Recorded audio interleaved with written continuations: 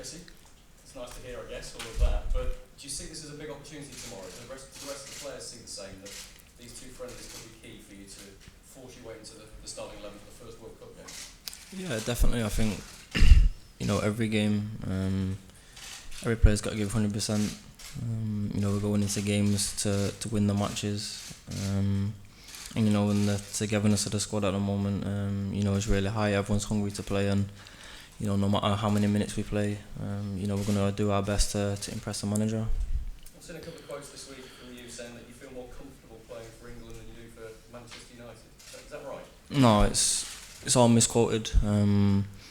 Obviously playing regular now in the England team, obviously I feel comfortable, and the season I've had at Man United, Jose's given me the opportunities to play week in, week out, and then it was up to me to deliver them high performances week in, week out, and obviously I'm playing comfortable with United and England. I was going to say, so you're happier playing for Jose than you are for Pardon? Do you call him Jose to his face? Yeah, manager or Jose, he don't mind either or. On a serious note, I know how closely knit this England group is. With all that Raheem's been through this week, have you spoken to him, have the boys spoken to him and rallied around him a little bit? Yeah, of course, we've reassured him. That's what friends are for, and that's what teammates are for. And this England team, it's a tight knit group. We stick together through the ups and downs, the negatives and the positives. But at this moment in time, it's all about positive vibes. From our side, and we're looking at the World Cup. It's a big test for us, but like I said, we're going to play with that freedom and no fear. Jesse, do you think there's an unfair amount of scrutiny on the rest? Sometimes, but people from the outside, they don't really know, what we're like as people, and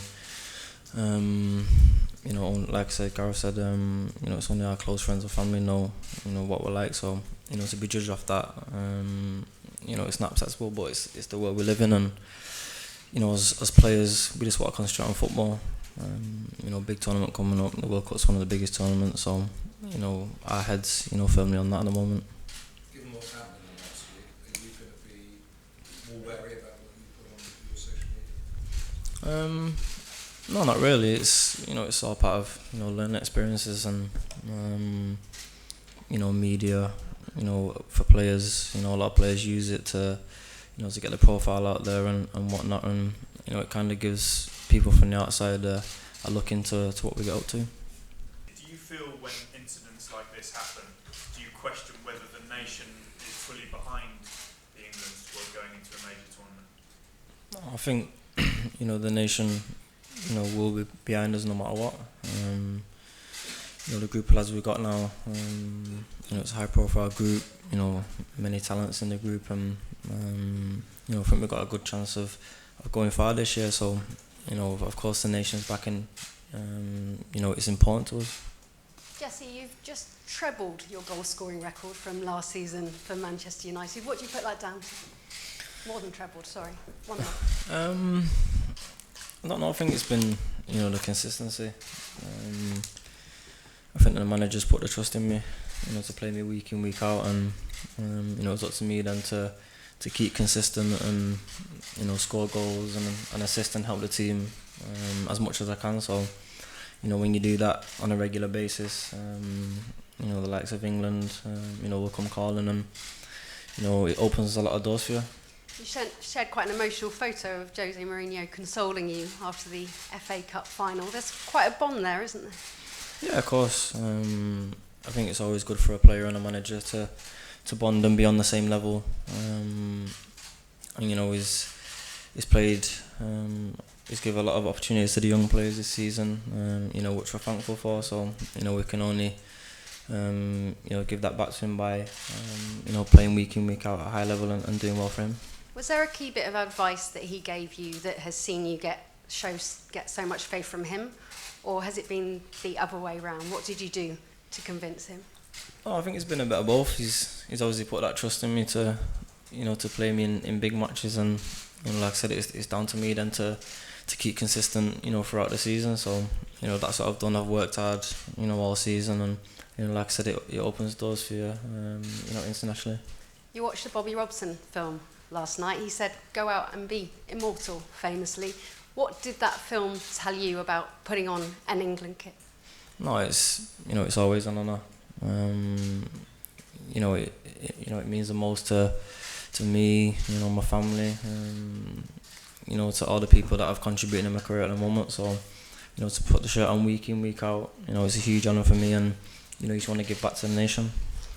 You said that you feel more comfortable now in an England shirt, and you meant more comfortable as in more part of the squad, and then the Man United fans reacted. Is there an understanding that there will be, and there sometimes are quite big reactions to anything a player would do, and can you separate what becomes a news story to what a sports story is, and where the support is from the fans and from the sports media? No, it's hard. Of course, people, would rather read a bad story than a good story, but we know as players, what to say. Like I said, it was misquoted before. Obviously, been playing regular for England, so obviously you're going to feel more comfortable.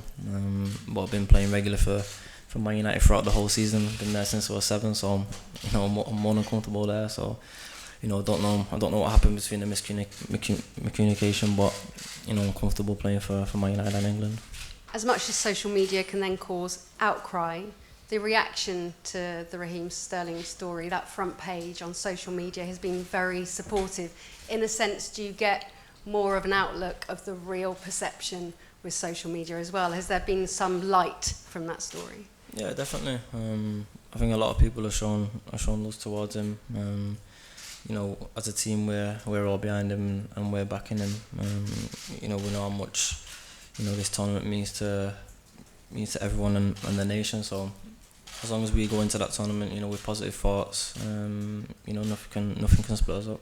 Can we take a moment to be light-hearted? You've confessed that you practice your goal celebrations in front of the mirror. You're denying it. The lie detector said. No. No, I think everyone in the room knows, I like to dance and have a laugh, but when it comes to the serious stuff, my head's fully focused and, I'm enjoying my football. Are you practicing a special World Cup goal celebration? No, I think, when you score a goal, of course you like to celebrate, but, to practice it, what are we doing that? No competition with Dele Alli and his handshakes? No, I think, a lot of the players have their own individual handshakes with different people, and it's a good sign of bonding, and I think the lads this week have really bonded really well. What have you bonded over this week other than against that? No, I think everything. As a group we have bonding sessions, we come together in the meetings, we discuss different things, football, non-football, so, as long as we're close, it helps on the pitch as well. Just go back to that Bobby Robson film, and you don't have as much pressure, believe it or not, or expectation as previous England squads. Is there that feeling among you that you would like to spring a surprise? Yeah, definitely. I feel it. I believe it, and as long as my teammates, the manager believes it as well, then why not?